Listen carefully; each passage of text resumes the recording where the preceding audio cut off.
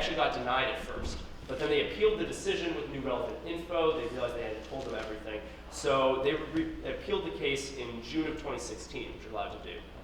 Since June, they hadn't heard anything. So that's 10 or 11 months that they had no idea where their case was at. And people get nervous, they get upset. That's why people feel there's so much red tape in the government, because when they do have these issues, they feel like they have to jump through so many hoops to be able to get what they need. Finally, from advice from his lawyer, the husband called our office to ask for help. And so we were able to help. What I did was I was able to reach out to the Social Security office to sort of check in on the status.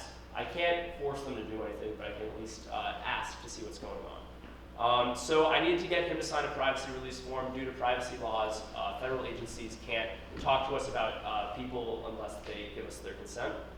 So I called the Social Security office to get the status, and after some pestering, was able to find out that they'd actually been approved months ago. She got her disability benefits, but it had just been sitting on a desk somewhere waiting to be processed. So that kind of sucks.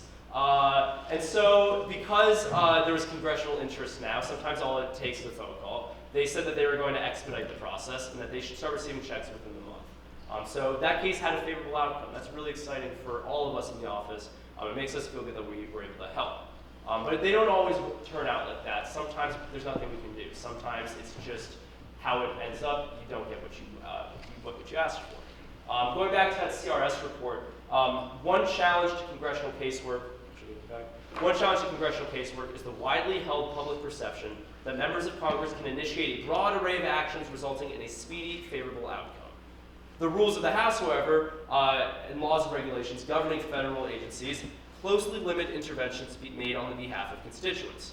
When performing casework, congressional staff cannot force an agency to expedite a case or act in favor of a constituent. However, congressional staff can intervene to facilitate the appropriate administrative processes, encourage an agency to give a case consideration, and sometimes advocate for a favorable outcome. So, all we can do is ask for them to check it again. And sometimes that works, but we can't just force them to say, yes, you get this. Our role is to advocate for our constituents. That's the role of a congressional office, is to advocate for the people that live in its district. We want to help them in any way we can. So that was my biggest takeaway from this.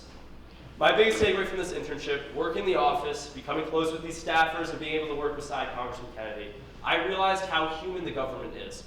It's made up of people who want to help other people. Now, the system is flawed, there's no doubt about it, and things can get lost in translation, but at the end of the day, the constituents always come first in the office. So, to conclude, the past 4 months have been some of the most interesting and eye-opening months of my life. This real-world experience has given me a much deeper insight to how our system of government works. So, yes, the government is complicated, it can feel convoluted and out of touch, but at the heart of it all, it's made up of hardworking men and women who only want to help those they're serving. I'm so thankful for this experience, and in the future, I hope to be able to help others too. Thank you.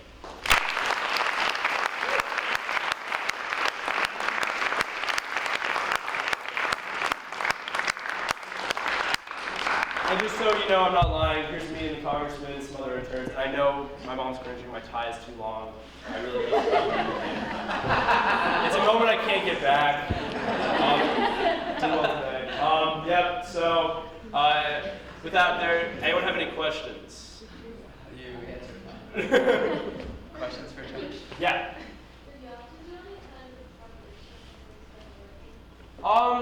No. So it was that orientation that I talked about right at the beginning. Our first day, we all sat down and got a big packet of materials that we had to look over. It's sort of you learn as you go. You sort of get thrown right into it. So answering phone calls, you're given a script at first on like, don't say this, never say this, and you should say this. So for the first few days, you have that like in front of you all day, and you're reading it off of it word for word. And as you do it more, you really get it down. I totally got it down. Good afternoon, Congressman Kennedy's office. Josh speaking. How can I help you?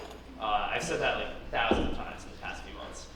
So the other thing is the system that we work with. That takes a lot longer to figure out sort of the all of like the back ways to get things done because it's kind of complicated. But yeah, I didn't have to prepare for anything ahead of time. Yep. You were the only high school intern of that group? No. So In the group that got, yes and no. So they do, each semester they bring in interns. They fall interns, spring interns, and they have summer interns. And so we all had to go in and interview back in the fall, and then we either were given the job or we weren't, as it works. And out of the 9 that were given the job, I was the only high schooler in that group.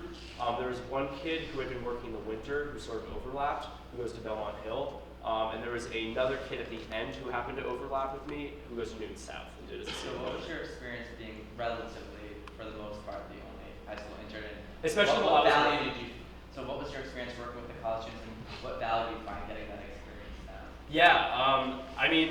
Yeah, especially when I was working, I was the only high schooler. I was only working with other college students and one grad student, actually.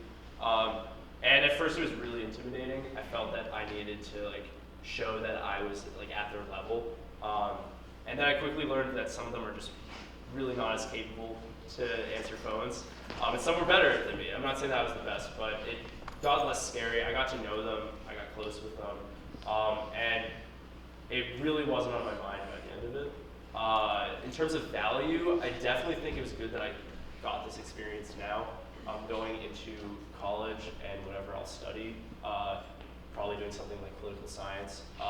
Having this on my resume will definitely look good, but it also gave me more, it gave me just good experience in general in terms of doing, working with other people, doing outreach, answering phone calls, word processing, all that normal office stuff.